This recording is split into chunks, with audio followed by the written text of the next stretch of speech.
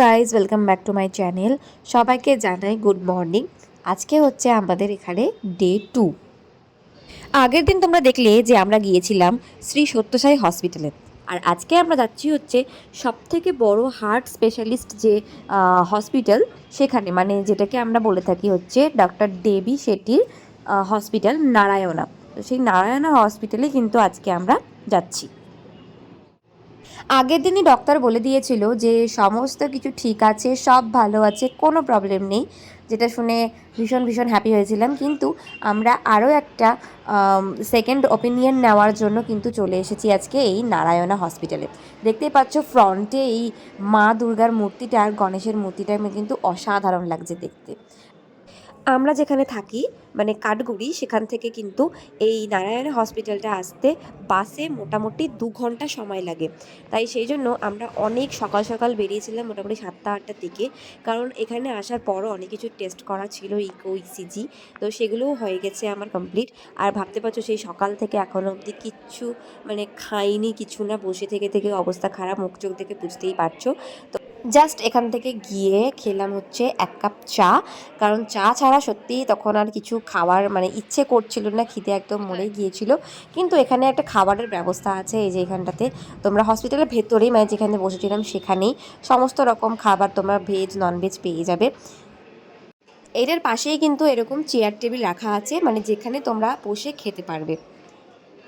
আসলে হয়েছেটা কি, এতটা ওয়েট করতে হতো না, আমার সমস্ত টেস্টগুলো অনেক আগে কমপ্লিট হয়ে গেছে, সেজন্য আমাকে মানে এতটা টাইম ওয়েট করতে হচ্ছে। আর এখানে সমস্ত কিছু সিরিয়াল ওয়াইজ, মানে এমন না যে আমার আগে হয়ে গেছে মানে আমাকে আগে ডাক্তার দেখিয়ে দেবে।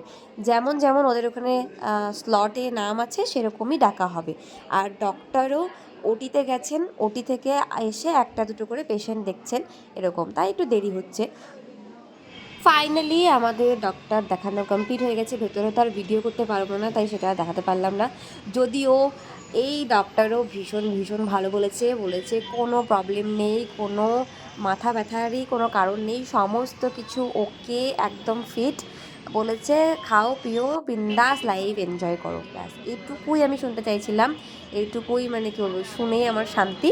তো চলো, মনটা কী বলবো, কালকেও ভালো হয়ে গেছিলো ডাক্তারের কাছে কথা এরকমই শুনে, আজকেরও সেম শুনে আরও মন ভালো হয়ে গেল।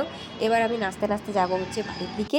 তো সারাদিন কিচ্ছু খাইনি, ভীষণ ভীষণ খিদে পেয়েছে, আর ঠিক করেছি রাস্তায় কিছু খাবো না, সোজা গিয়ে খাবো হচ্ছে একদম রুমে গিয়ে।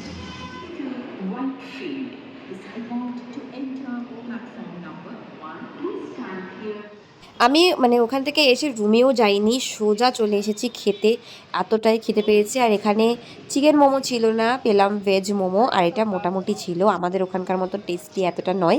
তাই চলে এলাম অগত্যা মন ভালো করতে ফুচকা খেতে।